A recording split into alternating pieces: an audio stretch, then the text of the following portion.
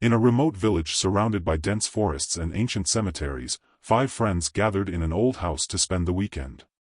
The house was known among the villagers as haunted, but the young men considered it a myth and were not afraid to stay in it. On the first night, they sat around the fire exchanging scary stories. Suddenly, one of them suggested that each person tell a real experience they had with the jinn. Despite some hesitation, curiosity won out in the end. Story: Nights of Horror, Experiences with the Jinn. Introduction: The beginning of the story.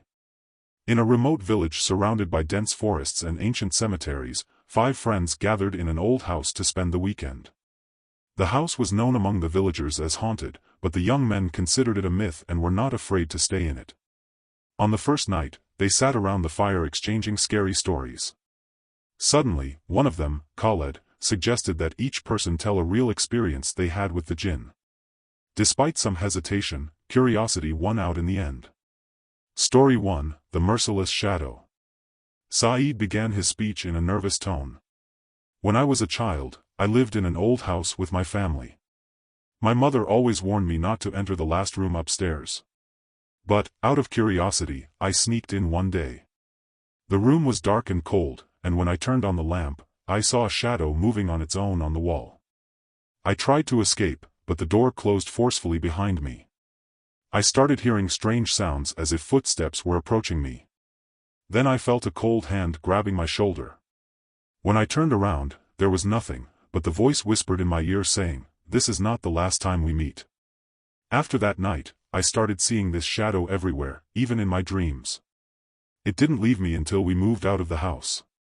Story 2: The Strange Woman. Layla, who seemed hesitant at first, decided to participate. When I was studying at university, I lived alone in a small apartment. One night, I woke up to the sound of footsteps coming from the corridor. I was sure that I had locked the door with the key. I left my room, and found no one. The next night, I woke up to the sound of a woman whispering my name. I opened my eyes to find a strange woman standing at the foot of the bed, wearing a long white dress and her eyes were completely black. When I tried to scream, I couldn't make a sound. The woman suddenly disappeared, but I found a word written on the mirror with wet fingers: leave.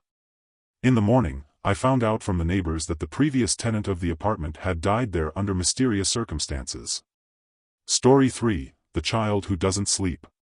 Yusef smiled faintly before starting. Years ago, I moved with my family to a new house. Everything seemed normal at first, until I started hearing the sounds of a child crying at night. We thought it was the neighbor's child, but the sound was coming from inside our house. One night, I decided to follow the sound. It led me to the storage room. When I opened the door, I saw a small child sitting in the corner, but he wasn't human. His eyes were big and completely black, and he smiled a scary smile before suddenly disappearing. Since that night, he has been appearing in my dreams. In every dream, he tries to drag me into a dark room, and I always wake up before he can. The nightmares continued until we left that house. Story 4: Childhood Friend. Najla looked pale as she told her story. When I was little, I always played with an imaginary friend I called Salma. I would see her and talk to her as if she were real. My family thought she was just a childhood fantasy, but everything changed when things started moving on their own in the house. One night, I woke up to find Salma sitting next to me. But her features had changed, and she had become distorted in an indescribable way. She said to me in a strange voice, "Playtime is over." Then she disappeared. The next day, my mother found an old book among my toys, containing drawings of strange shapes. Since then, I have stopped seeing Salma, but sometimes I feel that she is still watching me. Story 5: The Passerby on the Road. Khaled, who started the session, concluded it with his story. I was driving my car at night on a deserted road. Suddenly, I saw a man standing in the middle of the road. I slowed down the car, but he disappeared before I could get close to him. When I looked in the rearview mirror, I saw him sitting in the back seat. My heart almost stopped. I slammed on the brakes, but he disappeared again.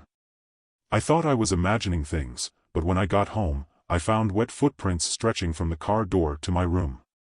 I couldn't sleep that night, and I kept hearing his voice say, I won't stop following you. I later learned that the road I was driving on had seen many fatal accidents, and it is said that the trapped spirits sometimes appear to warn drivers.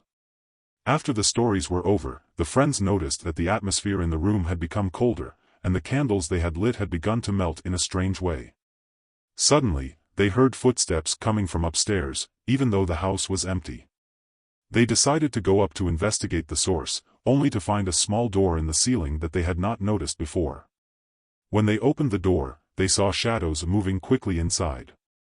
Suddenly, all the lights went out, and the room was filled with the sounds of screaming and eerie laughter.